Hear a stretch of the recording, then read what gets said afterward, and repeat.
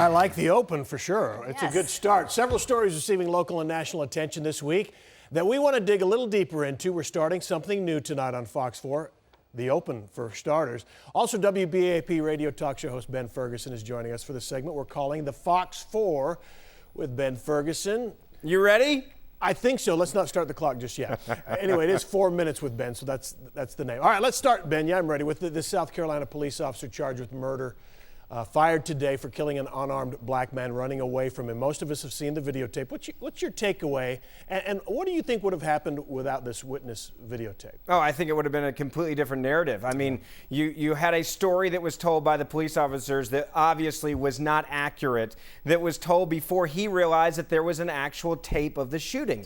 And you even saw the way that he acted once he knew someone after the shooting took place, where he all of a sudden is like, oh, someone's tape recording me. There's something I dropped on the ground. Let me pick that up. Let's act like everything's, going exactly by the book here. And I think the bigger narrative is this.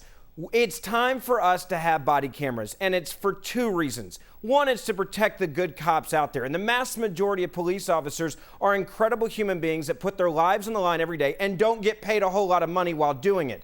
But when you have bad cops like this one, the body camera can take away all of that issue of doubt. It takes away an incredible amount of litigation because of the claims and false claims of police brutality that are actually not real, that still have to be investigated. So at some point, I think we as taxpayers have to say, is the price tag worth it? I think this is a perfect example. I think Ferguson was a perfect example with the shooting there. We need to have body cameras on everyone out there on the streets that's involved with the citizens. It's interesting you bring up price tag. 800,000 police officers in the country, maybe average about $1,000 a piece. That's could be close to $1 billion to look at our national deficit. I'm sure Congress could find us an extra $1 billion for something that would actually work for the citizens and for the police officers. If there's anything that would be bipartisan in Washington, it should be this. And Josh Earnest today in the White House saying they agree with it. I don't want to get into this much, but they're saying the storage of the video will be the problem down the road. Let me ask you this, though. Can we use those cameras to be proactive? Heather was talking about that.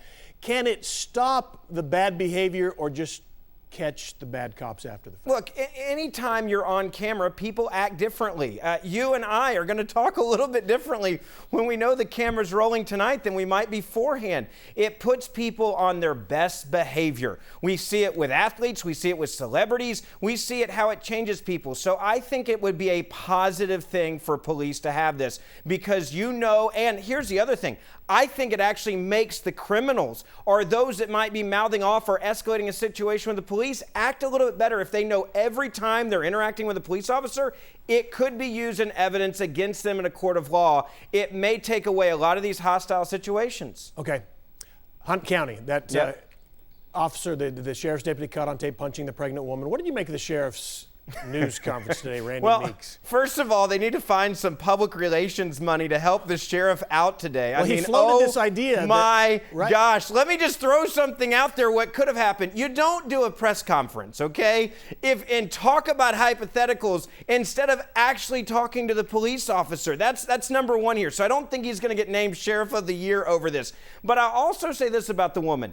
I doubt she's going to be named Mom of the Year either. When the police come to your door, you don't slam the door in their face. If you're truly concerned about your child's welfare, you don't resist arrest. I mean, she obviously was not complying with the police. And I'll even say this. We don't know what happened in the moments or the minutes before this, but the reality is her rap sheet with how many times they've come to her house was not on her advantage at all. All right, Kelly, how long did that take? Did we do it in 4? I don't think so. Kelly, you got a number? Come on. Oh, she's just saying rap. I think we're over. Ben, I like it. It's fun. Now, remember, people at home, you can listen to Ben every weekday morning on WBAP Radio, 8:20 a.m. The Ben Ferguson Show, on from 9 in the morning till 11. And remember to follow Ben on Twitter. He's at Ben Ferguson Show. Ben, thanks a lot. It was fun.